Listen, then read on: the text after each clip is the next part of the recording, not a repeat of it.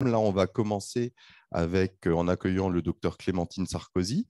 Merci Clémentine d'être venue et qui va donc nous parler de ces formes dont on a parlé ce matin pendant le topo du professeur Travers-Gléenne, de ces formes un petit peu intermédiaires, dites grey zone, et auxquelles vous avez sans doute déjà été confrontés dans vos différents services, qui posent des problèmes à la fois diagnostiques, mais souvent aussi thérapeutiques. Et donc, Clémentine va nous faire le point sur tout ça.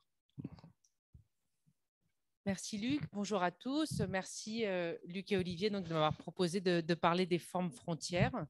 Et c'est effectivement une thématique qu'on partage avec Alexandra qui vous en a très certainement parlé ce matin. Donc l'objectif du cours, c'est de reprendre un petit peu avec vous ce que sont que les formes frontières, de comprendre comment on est arrivé à la classification, parce qu'il y a eu des évolutions récentes dans la classification, et de voir quels peuvent être éventuellement l'impact de l'évolution de la classification sur le plan thérapeutique, quoi. C'est bien beau de classer, mais il faut que ça ait une petite utilité.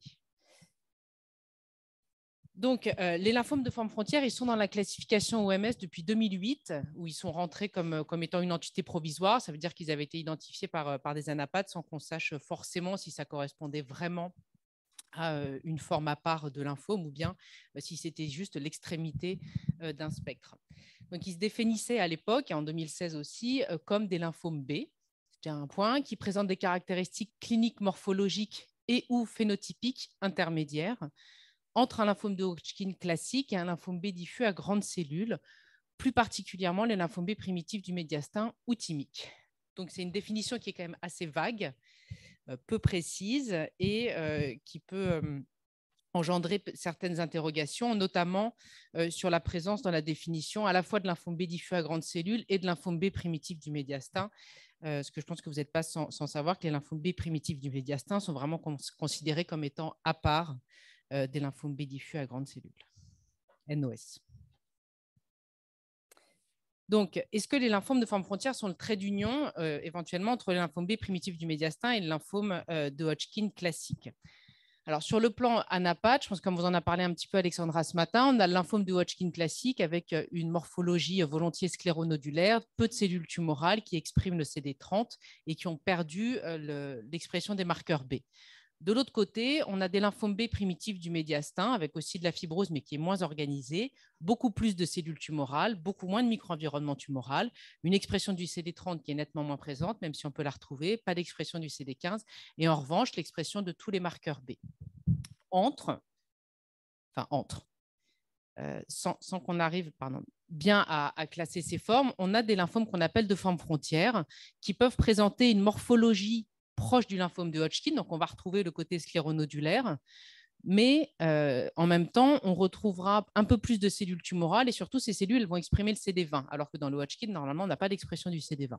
Donc, premièrement, on peut retrouver ces formes-là. Deuxièmement, on peut retrouver des formes où il y a encore plus de cellules tumorales, mais ces cellules tumorales, elles expriment un petit peu moins les marqueurs B et elles expriment le CD30. Donc, à la morphologie, on s'attendrait à trouver du B primitif du médiastin, mais à l'immunophénotype, on a plus quelque chose qui ressemble à du Hodgkin. Donc, si on regarde un petit peu plus en détail, c'est un travail qu'on avait fait avec Alexandra.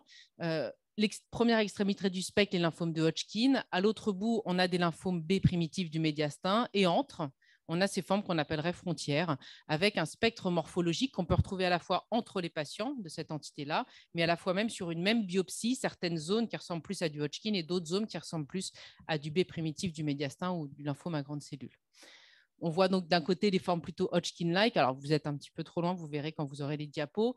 Une forme plutôt nodulaire, de la fibrose, peu de cellules tumorales, même si on distingue des grandes cellules qui ont une morphologie de Hodgkin, parfois des tapis de cellules, des nappes, des grappes. Ces cellules, elles expriment le CD20, alors que dans le Hodgkin, on n'a pas l'expression du CD20, et elles expriment aussi le CD30. De l'autre côté, vers le côté un petit peu plus grande cellule, il y a plus de cellules tumorales, mais on peut voir qu'elles ont perdu l'expression du CD20 alors qu'elles ont gagné l'expression du CD30. Donc, on ne sait pas trop où on en est avec le diagnostic, d'où la dénomination de forme frontière. Alors, forme frontière entre Hodgkin et B primitif du médiastin. Donc, si on reprend ces deux entités, vous serez d'accord qu'elles sont quand même très semblables au niveau clinique, avec un envahissement du médiastin antérieur, qui même est la base du diagnostic du lymphome B primitif du médiastin, un stade qui est volontiers localisé. Et pas de BV retrouvé dans le lymphome B primitif du médiastin, quasiment par définition. C'est vraiment très rare et ça doit faire remettre en cause le diagnostic. Et dans le lymphome de Hodgkin clonodulaire, certes, on peut retrouver le BV, mais quand même de manière moins fréquente que pour le Hodgkin du sujet âgé ou le lymphome de Hodgkin à cellullarité mixte. Et les patients sont des patients jeunes. Au niveau biologique, on retrouve aussi, j'ai du mal à passer les diapos, des points communs.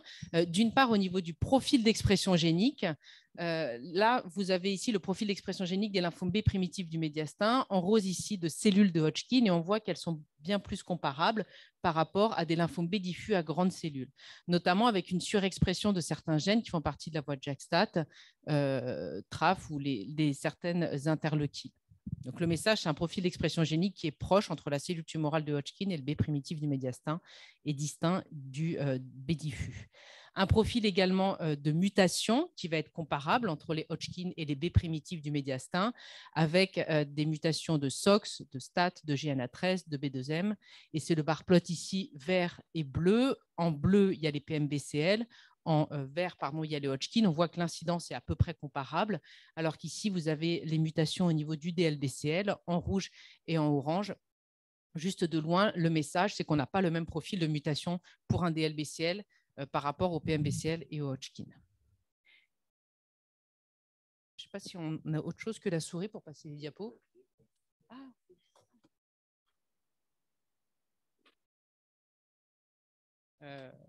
Non plus. Et des réarrangements également de Citoutier et JAK2, PDL1, PDL2 qui sont retrouvés préférentiellement dans les PMBCL et dans les Hodgkin et encore une fois absents dans les DLBCL. Donc, si on revient aux formes frontières, c'est une entité qui est rare. Dans la littérature, on voit le nombre de cas ici, entre 7, et on a reporté une grosse série avec Alexandra à l'aide de tous les groupes, tous les centres du LISA. Donc, une entité rare, peu décrite, des patients qui sont jeunes, mais une médiane d'âge un âge qui peut aller jusqu'à 84 ans dans les séries. Et surtout, dans les différentes séries, on voit qu'il y a jusqu'à 30%, 40% de formes extramédiastinales. Donc, on se demande un petit peu ce qu'elles font là-dedans, alors que par définition, c'est censé être un trait d'union entre le Hodgkin et le PMBCL. Par ailleurs, on retrouve dans les séries également de l'EBV jusqu'à 30% des cas. Donc, encore une fois, quelque chose qui peut sembler un petit peu incohérent par rapport à la définition du Hodgkin scléronodulaire et du PMBCL.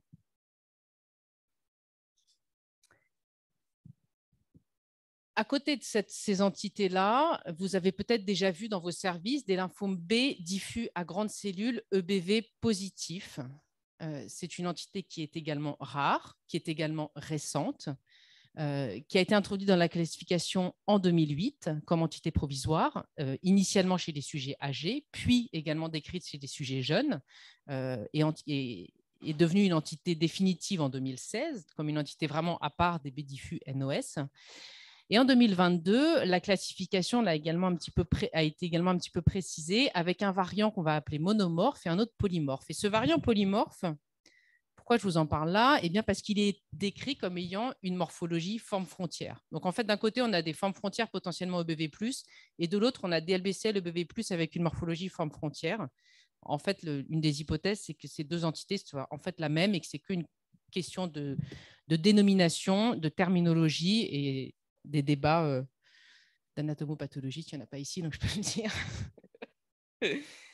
pour en fait arriver à la conclusion que ce sont uniquement la même entité, c'est que c'est uniquement la même entité. Donc, quelles sont les questions autour des lymphomes frontières? Où est-ce qu'on met le trait d'union, où est-ce qu'on met la frontière avec les Hodgkin et les PMBCL? 2, est-ce qu'on parle de forme frontière avec des PMBCL ou avec des B diffus à grandes cellules? Donc, en gros, est-ce que l'envahissement du médiastin, c'est quelque chose d'important ou pas? Est-ce que les formes qui n'ont pas d'envahissement du médiastin, on doit complètement les mettre de côté et même plus en parler dans cette case de la classification? Et 3, le BV. Est-ce qu'il faut rattacher le BV au DLBCL, le BV plus NOS, ou est-ce qu'il faut les rattacher aux formes frontières? Pour clarifier un petit peu les choses. Donc, pour répondre à ces différentes questions, on a effectué des études de biologie moléculaire où on s'est demandé si la biologie moléculaire, par exemple, permettrait de répondre à ces questions. Donc, pour ça, on a pris plusieurs jeux de données, on va dire. 1, des biopsies de Hodgkin, 2, des biopsies PMBCL, 3, des biopsies de lymphome de forme frontière. Alors, ce n'était pas facile de les collecter, mais l'intérêt du LISA, c'est vraiment ça. donc des biopsies de lymphome de forme frontière, on les a triées avec ou sans envahissement du médiastin. Et 4, des biopsies, alors que certains appelaient forme frontière EBV+, et que d'autres appelaient DLBCL EBV+. En fait, c'était la même chose. Donc, juste par définition, moi, je les ai appelés DLBCL EBV+, durant toute la présentation, pour simplifier les choses. Et on a regardé le profil d'expression génique, les mutations, les anomalies en fiche et tout ça pour voir est-ce qu'on pouvait un petit peu s'en sortir et mieux classer. Et on verra ensuite que c'est aussi pour mieux traiter. Donc, on reprend un petit peu le tableau que je vous ai montré tout à l'heure. Au niveau morphologique, on a appelé les formes qui étaient vraiment avec la morphologie la plus intermédiaire comme étant les formes frontières typiques. Et puis, celles plus proches du Hodgkin ou plus proches du DLBCL de l'autre côté, on s'est demandé si c'était celle-là qui était vraiment le trait d'union pour la première question. Donc, tout d'abord, l'EBV. Donc, on a fait ce qu'on appelle une analyse de composantes principales sur le profil d'expression génique. Donc, à quoi correspond une analyse de composantes principales? Quand vous faites une analyse du profil d'expression génique, il y a 20 000 gènes codants, donc du RNA-seq. Donc, on obtient pour chaque patient 20 000 données, ce qui est beaucoup trop pour visualiser les choses et arriver à comprendre un petit peu quel est l'intérêt de ces données. Donc, l'analyse en composantes principales, ça va permettre de regrouper le profil d'expression de certains gènes qui semblent être semblables en une seule variable. Enfin, une seule variable qu'on peut un petit peu découpler en plusieurs composantes qui peuvent être indépendantes. Donc ici, on a la composante principale numéro 1 qui correspond à 20% de la variance du jeu de données, donc ce qui est pas mal. Et la composante principale numéro 2 qui est censée représenter des variations biologiques complètement indépendantes qui représente 17%. On s'aperçoit ici en colorant les biopsies EBV en rose qu'elles semblent être à part. Donc vraiment, du coup, les appeler DLBCL EBV+, et pas les appeler forme frontière, ça ne semble pas être complètement aberrant. On a vraiment l'impression qu'elles sont à part. Sinon, on retrouve un spectre entre les PMBCL et puis le gradient de couleur jusqu'aux biopsies blanches qui sont celles de Hodgkin. Deuxième information. Quand on convertit ce plot juste en mettant des scores, on voit que de manière significative, les EBV ils sont vraiment à part et donc on va continuer de les considérer comme étant complètement à part. Et les DLBCL EBV+, c'est vraiment une entité à part qui n'a rien à voir avec les formes frontières. On va voir qu'après, le profil de mutation corrobore aussi ces données-là. Enfin, quand on regarde quel est le profil des expressions, quel est le profil des gènes associés avec ces composantes principales, on s'aperçoit que de manière enrichie dans les cas EBV, on a le micro-environnement tumoral avec les cellules T, les cellules NK, la voie de l'interféron, donc ce qui va aussi avec le profil EBV. Autre manière d'explorer ça, je suis désolée, ça passe pas, je ne sais pas pourquoi. On a fait un différentiel d'expression génique. Donc, normalement, ici, vous avez un plot qui s'appelle un volcanoplot. On voit des petits points qui correspondent à l'expression des gènes d'un côté et de l'autre. Et donc, enrichi vers les formes EBV, on a encore une fois des gènes qui correspondent à la voie du micro-environnement tumoral, les cellules NK, les CD8. Et quand on regarde en immunohistochimie, effectivement, les lymphomes polymorphes EBV+, ils ont plus de cellules CD8, ils ont plus de macrophages, ils ont un micro-environnement tumoral qui est plus riche. On a ensuite essayé de définir si les lymphomes de forme frontière pouvaient avoir une signature d'expression génique, donc des gènes qui leur sont propres, afin de mieux arriver à les identifier et mieux arriver à les diagnostiquer. Donc, on a identifié une 60aine de gènes qui étaient vraiment propres aux lymphomes de forme frontière. Les lymphomes de forme frontière, c'est ceux qui sont en vert. Ici, on voit ces gènes qui sont surexprimés chez eux, moins exprimés dans les Hodgkin ou dans les PMBCL à la fois. Et ici, on avait certains gènes qui étaient plus exprimés dans les Hodgkin et PMBCL par rapport aux formes frontières. Donc, ça nous a permis de définir une signature de forme frontière. Et cette signature, quand on regarde un peu plus en détail quels sont les gènes qui en font partie, eh bien, ils sont pas mal reliés au micro-environnement tumoral, encore une fois, donc c'est dire à quel point c'est important, et notamment aux macrophages. Et en dessous, des gènes qui étaient un petit peu dérégulés. Ici, vous ne voyez pas, malheureusement, vous verrez mieux chez vous. Il y a des gènes de la voie du CD20, notamment CD79 et CD79B, ce qui corroborait aussi avec l'immunohistochimie et moins de petits lymphocytes B dans le micro-environnement. Donc, on regarde maintenant les biopsies en immunohistochimie pour voir si les données du profil d'expression peuvent être validées en immunohistochimie. Et en effet, on voit qu'il y a plus de macrophages dans les lymphomes frontières par rapport et au PMBCL et au Hodgkin. Donc, ils sont en vert au milieu, les frontières. Plus de macrophages et également plus de marqueurs d'exhaustion ou de marqueurs régulateurs comme FOXP3, LAC3 ou PD1.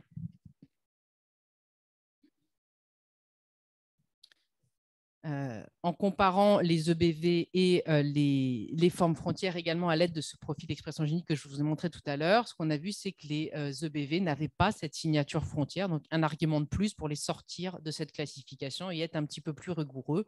Quand un cas exprime le BV, il ne faut pas considérer que c'est une forme frontière.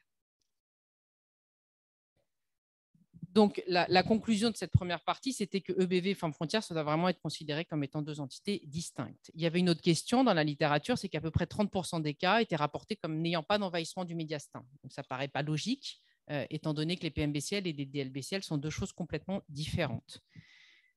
D'abord, au niveau clinique, est-ce que ces patients qui ont un médiastin ou qui n'ont pas de médiastin, est-ce qu'ils sont pareils? Donc, si on compare, on voit qu'ils ne sont pas du tout pareils. Les patients qui n'ont pas d'envahissement, ils sont plus vieux, ils ont 68 ans en médiane versus 39. Ils sont plus volontiers un stade 3-4, 84% versus 35%. Ils ont plus volontiers un envahissement splénique et hépatique, alors que les patients qui ont un envahissement thymique en ont moins. Et ils ont plus volontiers des LDH augmentés et un score EPI augmenté. Donc, clairement, il semble que potentiellement, c'est vraiment deux entités distinctes. Deuxièmement, donc on s'est servi de notre profil d'expression génique et on a utilisé une signature d'expression de 23 gènes à peu près qui permet de distinguer DLBCL et PMBCL.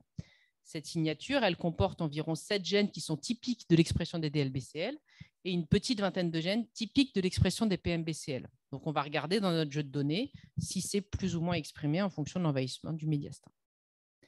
Et c'est bien ce qu'on retrouve. Hop, je vais vous mettre ça, vous verrez mieux là. En gros, les patients qui ont un envahissement thymique, en gris, ils ont une signature PMBCL qui est plus augmentée et ils ont une signature DLBCL qui est abaissée. Donc, en gros, la présence d'un envahissement thymique, vraiment, ça signifie, ça sous-entend deux entités distinctes. Les formes frontières doivent avoir un envahissement du médiastin. Si on ne retrouve pas d'envahissement du médiastin, c'est que potentiellement, il s'agit là d'un lymphome distinct qui est plutôt plus proche du DLBCL.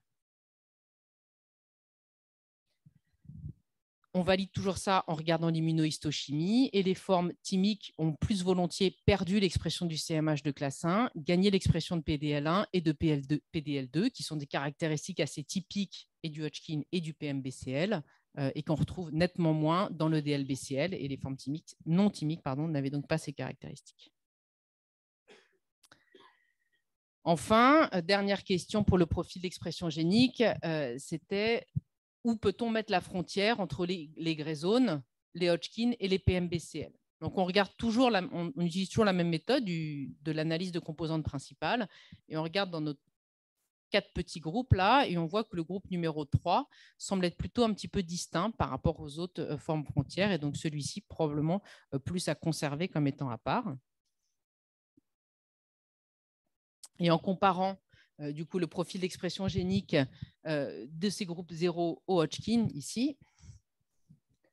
Donc, le volcanoplot, là, vous voyez les petits points du volcan sur celle-ci. Quels sont les gènes qui sont plus exprimés dans le groupe 0 ou dans le Hodgkin? Eh bien, on voit que les patients du groupe 0 expriment plus une signature de type forme frontière qu'on ne retrouve pas dans les Hodgkin. Donc, on peut vraiment continuer de les distinguer et de les appeler formes frontières. Et en immunohistochimie toujours, ces formes 0 présentent plus de macrophages, moins de petits lymphocytes CD20, donc ça correspondait bien aux formes frontières. Enfin, les réarrangements de PDL1, PDL2 et de C2TA, vous avez peut-être vu ce matin, je pense avec Alexandra, qui sont volontiers retrouvés dans les Hodgkin. Vous verrez, ou vous l'avez peut-être déjà vu, qui sont également volontiers retrouvés dans les PMBCL. Donc, est-ce qu'on les retrouve dans nos formes frontières? Eh bien oui. Clairement, dans les premiers groupes, on les retrouve avec une incidence près de 70%. Donc, en fonction des techniques et de la sensibilité, c'est plus ou moins retrouvé, mais ça correspond à peu près à ce qu'on a dans le PMBCL et dans le Hodgkin. Pareil pour les cassures de C2TA. En revanche, dans les groupes 3, qui ressemblent plus à des DLBCL, on les retrouvait moins. Donc, clairement, ces patients-là, il faut les sortir de la classification des formes frontières. Donc, en conclusion de cette première partie, l'envahissement du médiastin est clé dans la définition et dans la classification des formes frontières. Les patients qui présentent un envahissement du médiastin sont plus jeunes, plus volontiers des femmes, avec une masse bulky localisée et moins de LDH augmenté. Ceux qui ne présentent pas d'envahissement du médiastin sont plus vieux, présentent plus volontiers un stade 3-4, plus volontiers des LDH augmentés, et une signature d'expression génique proche du DLBCL. Donc, possiblement, il faut les sortir des classifications et les remettre dans la case du DLBCL. Les EBV n'ont pas du tout le même profil d'expression génique, ils n'ont pas le même profil de micro-environnement tumoral. Donc, pareil, il faut sans doute les sortir de la classification et être plus rigoureux. Et quand un cas exprime le BV et qu'il a une morphologie intermédiaire, c'est plus un DLBCL EBV+. Maintenant, est-ce que les mutations, est-ce que si on regarde, parce que là, on a regardé que l'expression génique, est-ce que si on regarde le profil de mutation, on obtient le même résultat? Donc, on a séquencé tous les cas et dans les tops des mutations, on a des mutations de la voie de JAK-STAT, NF-κB, B2M. Donc, ça correspond à peu près au spectre qu'on a avec le Hodgkin et le PMBCL que vous avez dû voir ce matin. Et il y a quelques mutations un peu plus outliers comme CREB-BP, certaines histones, KMT2D, qu'on retrouve un petit peu moins dans le Hodgkin. Toujours pareil, on a comparé médiastin, pas de médiastin, ou forme thymique, forme non thymique. Est-ce qu'on a le même profil d'expression génique? Eh bien, les formes thymiques présentent plus de mutations, et c'est aussi ce qu'on retrouve dans le PMBCL, que les formes non thymiques. Donc, on retrouve vraiment des différences.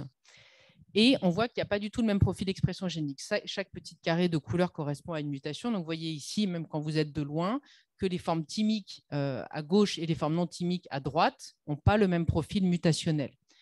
Les plus mutés dans les formes thymiques, c'est les gènes qu'on retrouve dans le Hodgkin et dans le PMBCL, donc TNF-AIP3, ITP-κB, NF-κB1A, NF-κB1E, B2M, GNA13, alors que dans les formes non thymiques, on a plus TP53, CREB-BP, BCL2, donc des gènes du DLBCL.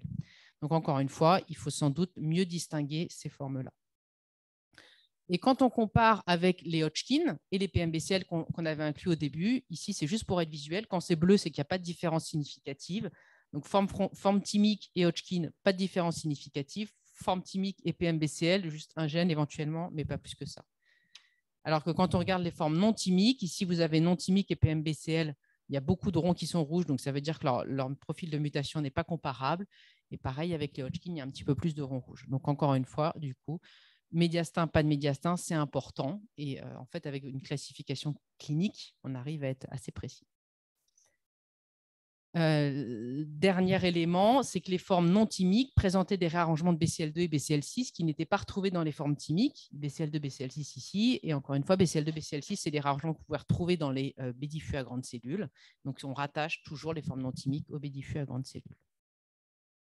En conclusion, les grey zones, la présence d'un envahissement thymique, c'est fondamental et c'est clé pour la classification. Ceux qui présentent un envahissement thymique sont plus jeunes, forme localisée, plus volontiers bulky, ils ont un profil d'expression génique qui correspond plus au PMBCL, un micro-environnement riche en macrophages, une forte charge mutationnelle, des mutations de B2M, SOX, TNF-B3, NF-κB1A, des réarrangements de Fitoutier ou JAK2, pas de réarrangement de BCL2 et BCL6. À l'opposé des formes non thymiques qui sont plus vieux, des formes plus diffuses, plus de symptômes B, un score plutôt proche du DLBCL, un micro-environnement qui est sensiblement comparable par contre, et des mutations plutôt de TP53, BCL2, des réarrangements de BCL2. Et les EBV, elles sont complètement à part, avec un micro-environnement qui est différent, un profil d'expression génique qui est différent, et je ne vous l'ai pas montré là, mais également un profil de mutation qui n'est pas comparable. Il est là, le profil de mutation des EBV avec des mutations de la voie de JAK-STAT également. Je passe un petit peu dessus. Hop. Donc, pour répondre, on a répondu à nos 3 questions nosologiques qui étaient où mettons la frontière entre les Hodgkin et les PMBCL? Les formes qui ont une morphologie proche du PMBCL doivent rester dans les PMBCL. Les formes qui ont une morphologie proche du Hodgkin mais qui expriment le CD20 doivent être incluses dans les formes frontières. Et ça aura un impact probablement sur votre traitement parce que vous mettrez possiblement du rituximab, vraisemblablement du rituximab. Les formes qui ont un envahissement du médiastin ou non doivent être considérées comme étant à part. Celles qui n'ont pas d'envahissement du médiastin doivent être sorties de la classification, tout comme les formes qui expriment le BV. Donc, ce travail il a abouti à une refonte de la classification OMS pour les formes frontières en 2022, qui a été réécrite, qu'on a réécrite. Et maintenant, donc, les formes, c'était toute cette case-là, les formes frontières avant, et maintenant, c'est devenu juste la case médiastinale Gray zone lymphoma. Donc, vraiment, les formes frontières doivent avoir un envahissement du médiastin par définition, maintenant comme les PMBCL. Les formes non médiastinales, elles sont sorties, elles ont rejoint les DLBCL, et les EBV, ils sont sortis et ils ont rejoint les DLBCL EBV. Donc voilà, ça c'était la classification. Donc tout ça, c'est bien, mais après, qu'est-ce qu'on en fait au niveau thérapeutique? Est-ce que c'est juste pour parler? Est-ce que derrière... Qu'est-ce qu'on en fait? Alors, comment on doit les traiter, les formes frontières? Est-ce qu'il faut les traiter comme des B primitifs du médiastin ou est-ce qu'il faut les traiter comme des Hodgkin? Et quelles options on a dans chacune des entités? Donc, AirShop, du DA-EPOC, je ne sais pas si vous en faites dans vos services, le RAC-BVP ou dans les Hodgkin comme de la BVD, Bicup escaladé, BVAVD, radiothérapie. Toutes les questions qu'on peut se poser dans ces deux entités. Qu'est-ce qu'on a appris récemment déjà du lymphome B primitif du médiastin? C'était une étude qu'a rapporté Vincent avec le groupe du LISA. Ce qu'on a pu apprendre, c'est qu'il fallait un traitement intensif. Donc, on le savait déjà un petit peu, mais ils ont repris beaucoup de cas, plus de 300 cas. Ils ont pu démontrer que le SHOP14 ou l'ACVVP, ça faisait mieux que le SHOP21. Donc, possiblement, comme les formes frontières ont plutôt une présentation agressive, il faudra aussi possiblement les traiter comme ça. Qu'est-ce qu'on a dans la littérature au niveau des revues, des papiers sur les formes frontières? Il y a une étude prospective qui a inclus 24 cas, qui a été rapportée par des Américains. Ils ont utilisé du DA-EPOC et ça donnait un taux de réponse de 100%, mais réponse complète de 79%, une EFS à 50, 63%. Et une survie de 74%. Avec ce même traitement et dans cette même étude, ils avaient inclus des PMBCL et ils obtenaient vraiment des taux de EFS qui étaient plutôt proches du 100%. Alors, Wilson et le DA-EPOC, c'est toujours des taux un peu supérieurs à ce que peuvent retrouver les autres. Donc, je mets bien sûr des pincettes. Toujours est-il que dans cette même étude, les Gray zones faisaient moins bien que les PMBCL. Et dans les différentes études rétrospectives qui ont pu être rapportées jusqu'à 99 cas, en gros, plus on tape fort, mieux c'est. Le AirShop seul ne fait pas forcément très bien, ou en tout cas moins bien qu'un traitement un peu plus intensif comme le RACVP, ou alors il faut du AirShop 14. Et la BVD, ça ne fait pas bien du tout, donc ça, faut l'oublier. S'il y a un message, et la BVD, ce n'est pas bon pour les formes frontières. Deuxième message, il leur faut probablement une immunothérapie parce qu'ils sont quand même CD20+. Et il y a environ 30% de cas primo-réfractaires. Donc là, c'était l'étude qu'on avait fait au sein du LISA. Les bleus qui vont moins bien, c'est ceux qui n'ont pas de traitement dit intensif, donc c'était de la CVP ou du BICOP. Et les rouges, c'est ceux qui ont eu de la CVP ou du BICOP, et les bleus, c'était la BVD ou du SHOP 21, pas 14. Et ça, c'était donc les courbes de Wilson. En rouge, les PMBCL, en bleu, les formes frontières. Donc environ 30% de réfractaires dans les formes frontières. Donc en conclusion, pour le staging, il y a la première ligne. Qu'est-ce qu'il y a d'important pour les formes frontières? Un, il faut une revue d'experts, parce que si jamais il y a une forme frontière et qu'il ne passe pas par l'infopathe, je pense que c'est d'une manière générale, l'infopathe est quelque chose obligatoire, c'est peut-être pas le terme, mais en tout cas très fortement recommandé pour le diagnostic de lymphome, encore plus pour ces entités rares. Il faut que dans le compte-rendu, vous voyez quelque part est-ce qu'il y a l'EBER ou pas, parce que si jamais il est EBER+, il sort, il va dans la classification des DLBCL-NOS. Il faut que vous remettiez en question le diagnostic si jamais il n'y a pas d'envahissement du médiastin antérieur de la loge thymique. Il faut une évaluation évidemment par PET scan, ça comme tout le staging du lymphome. Les éléments pronostiques sont très hétérogènes, j'en ai même pas parlé là, mais c'est évidemment pas homogène d'une série à l'autre, et c'est les éléments plutôt classiques. Et il y a plus volontiers une présentation bulky au moment du diagnostic. Le traitement, évidemment, il va reposer sur l'état général du patient, le performance statut, est-ce qu'il est fit ou pas pour recevoir un traitement de type SHOP 14 ou BICOP escaladé ou ACVP. Il faut un anti-CD20. Si les cellules tumorales expriment le CD20, je pense qu'il faut vraiment mettre un anti-CD20 et un régime plutôt intensif ou pseudo-intensif est nécessaire, sans autogreffe d'entrée de jeu, bien entendu. Évaluation de la réponse. Bien évidemment, il n'y a jamais eu d'étude pour savoir si faire un PET intérimaire était intéressant ou pas. C'est des patients qui ont un envahissement du médiastin, donc c'est compliqué, l'analyse du PET intérimaire. Par contre, si on observe toujours une fixation, étant donné qu'il y a 30% de cas qui sont primo-réfractaires, c'est quelque chose qu'il faudrait peut-être quand même effectuer pour chercher ces primo-réfractaires et surtout rebiopsier. Ce n'est pas rare que des formes dites frontières initialement échappent, réévoluent dans des formes plutôt type Hodgkin ou dans des formes plutôt PMBCL. Il y a un spectre morphologique et d'un timing de la maladie à un autre, on peut avoir des évolutions morphologiques. Donc, rebiopsier, c'est vraiment important, même si la masse est médiastinale. Et la radiothérapie, en cas de réponse complète, n'a pas été démontrée comme apportant un plus au traitement. La rechute, et bien sûr, je finirai par ça. Donc, dans les formes locales, avec un stade localisé à la rechute et une atteinte qui reste uniquement médiastinale, dans le papier de Wilson sur le DA-EPOC, il y en avait 24 comme ça, qui en fin de DA-EPOC conservaient une fixation médiastinale. Ils ont tous parmi les 24, pardon, il y en a 9 qui conservaient une maladie active. Ils ont reçu de la radiothérapie. 4 sont restés en réponse complète avec un suivi de 3, 73, 91 et 128 mois, mais on a peu de données sur l'intensité de la fixation qu'ils avaient et 5 quand même ont progressé. Donc, ce n'est pas non plus extraordinaire. C'était à peu près les seules données qu'on a. Nous, on avait regardé au sein de au sein de la série du LISA, il n'y avait pas d'impact positif de la radiothérapie en fin de traitement. Donc, on n'a pas tendance à la recommander. Pour la rechute, il semble clairement qu'une prise en charge intensive en cas de maladie chimiosensible au moment du rattrapage à partir de celle de platine permette d'apporter la réponse qui soit la plus prolongée possible. Et encore une fois, peu de données dans la littérature. Alors, est-ce qu'on peut prendre au moment de la rechute ce qu'on sait du lymphome de Hodgkin et du lymphome B primitif du médiastin? Parce que vous vous doutez bien que les graisones ne sont pas forcément inclus dans les essais. Même si maintenant, je pense que ça va être de plus en plus possible de les inclure, parce que la classification est plus claire, c'est un petit peu plus carré, donc ça peut plus facilement faire partie des critères d'inclusion de certaines études, comme on les rapproche maintenant clairement des Hodgkin et des PMBCL. Alors, les immunes checkpoints, vous les verrez ou vous avez vu ce matin, je pense que vous allez voir tout à l'heure. Donc, le Pimbro et le niveau dans le PMBCL et dans le Hodgkin, des taux de réponse qui sont bons, avec plus volontiers dans le Hodgkin jusqu'à 70% de réponses, dont environ un tiers de réponses complètes, des durées médianes de réponse qui vont jusqu'à 16 mois, encore plus prolongées lorsqu'on atteint une réponse complète,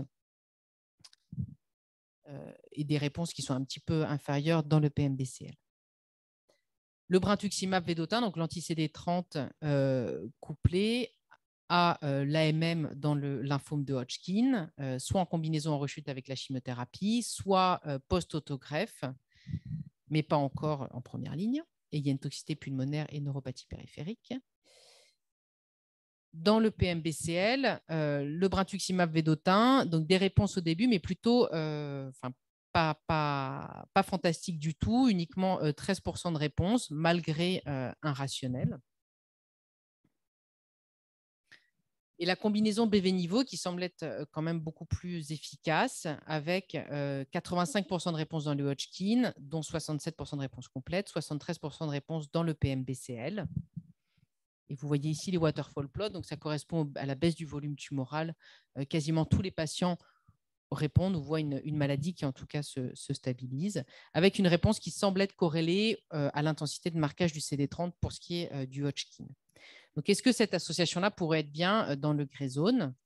Et là, je vous montre juste les courbes de PFS. Sur cette courbe-là, c'est les patients Hodgkin qui étaient en rechute. Donc, on voit que la PFS est quand même très, très bien avec l'association. Ceux qui étaient réfractaires, en revanche, ça reste un petit peu moins bien, 61% versus 90% à 3 ans. Donc, pour nos gray zones qui ont quand même tendance à avoir plus une maladie réfractaire, peut-être que ce serait un petit peu moins bien. Mais toujours est-il que ça reste quand même une option pas mal. Avec une bonne tolérance, avant de parler des gray zones, la tolérance de la combinaison BV-Nivo, des neuropathies périphériques dans 30% des cas, mais c'est un profil qui reste attendu par rapport au BV ou par rapport au BIVO sans toxicité cumulée des deux agents. Donc, dans le gray zone, alors, ça reste de l'ordre du case report. Donc, 3 patients rapportés dans New England, quand même traités par anti-PD1. C'était tous des post-DAIPOC, mais on peut se demander quand même si c'était vraiment des formes médiastinales, vu l'âge des patients. Toujours est-il qu'ils ont répondu. Dans le LISA, donc dans l'étude qu'on avait faite, on ne les avait pas rapportés, ceux-là, mais deuxième ligne ou plus, il y en a 4 qui ont été traités, 4 qui avaient répondu, et une étude de phase 2 qui était en cours. Pour ce qui est du BV, comme pour le PMBCL, il y a des réponses effectivement, mais tous les patients rechutent après assez rapidement. Donc dans le papier de Chiara, 5 patients traités, une seule réponse. Dans notre série du LISA, 4 patients qui ont été traités et aucune réponse. Donc, en fait, ils ne répondent même pas. Et une étude BV RCHP qui est en cours. Et enfin, pour ce qui est de la combinaison BV-Nivo, donc ça vient d'être rapporté dans Blood cette année. Donc, une dizaine de cas qui ont été rapportés, 70% de réponses globales, 50% de réponses complètes et des patients qui étaient des patients graves, donc primo-réfractaires dans 70% d'entre eux. Donc, 7% sur les 10 étaient primo-réfractaires. 3 avaient une masse de plus de 10 cm. 4 avaient reçu du DA-EPOC, 3 avaient reçu du R-CHOP avant. Et ils étaient tous inclus dans les 3 mois précédant précédent traitement. Donc, on voit ici le waterfall plot. Ils ont tous bénéficié du traitement. À 20 mois, il y a quand même 5 patients en revanche qui étaient en progression, 4 qui ont été allogreffés dans les suites et 1 qui avait été autogreffé avec une médiane de PFS du coup de 22 mois. Donc, ça reste quand même une option qui est tout à fait satisfaisante pour ces patients. Donc voilà, je finirai là-dessus. En conclusion, pour les rechutes, l'autogreffe, si on regarde les stratégies qui ont l'autorisation de mise sur le marché, un rattrapage avec BV, celle de platine, puis une consolidation par une autogreffe semble être l'option de choix. La combinaison BV niveau, bien que n'ayant pas l'AMM, est une stratégie qui semble être à la fois peu toxique et efficace. Et c'est clairement une maladie pour laquelle il y a des besoins de recherche avec des patients qui possiblement maintenant seront un petit peu plus facilement incluables dans les essais, étant donné qu'ils sont un peu mieux définis. Voilà, je vous remercie de votre attention. J'espère que ce n'était pas trop fouillis.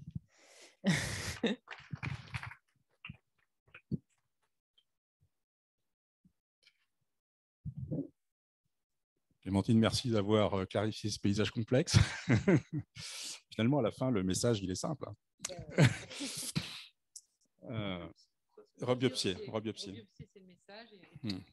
Moi, j'ai une petite question. Qu'est-ce qu'on sait de l'expression du CD19 sur ces maladies? Pour les cas, alors, on n'a pas regardé, donc je te répondrai sans vraiment savoir là.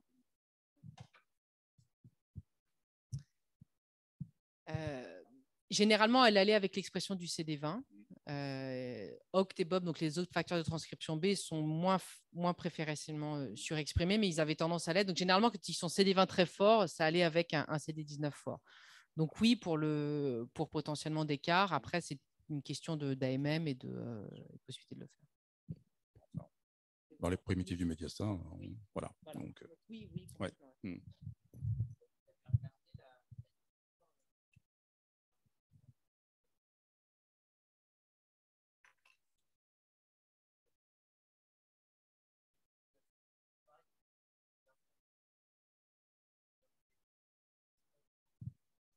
Plaisir, tu as suivi, quoi. Donc, tu as tout à fait raison. C'était des lymphomes de Hodgkin qui étaient tous thymiques. Par définition, on a pris, en fait, on s'est dit, il y a une entité qui est assez claire, anatomoclinique. On est vraiment parti là-dessus. Un spectre avec les Hodgkin thymiques et les PMBCL semble être potentiellement, enfin, une cellule d'origine qui vraisemblablement est assez commune. Donc, on a enlevé même les Hodgkin EBV. Donc, on a essayé de faire un truc très propre au début, en commençant avec les lymphomes de forme frontière thymique pour essayer de définir la signature qui permettrait de les différencier. Et après, on a comparé avec les non thymiques dans un deuxième temps.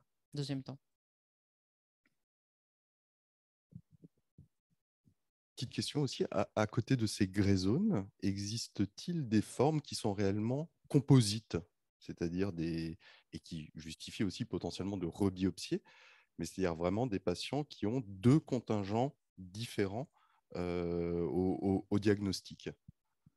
Oui, il existe des formes comme ça, alors qu'ils sont même encore un petit peu plus rares. Donc, il y a on peut retrouver 2 cas de figure. Un, des composites sur la même biopsie, c'est-à-dire qu'on se visualise la biopsie et en haut à gauche, on a du Hodgkin, en bas à droite, on a du PMBCL. Mais c'est jamais aussi. Il y a quand même certaines biopsies où c'est assez clean, avec une compartimentalisation avec de la fibrose et vraiment un petit îlot là.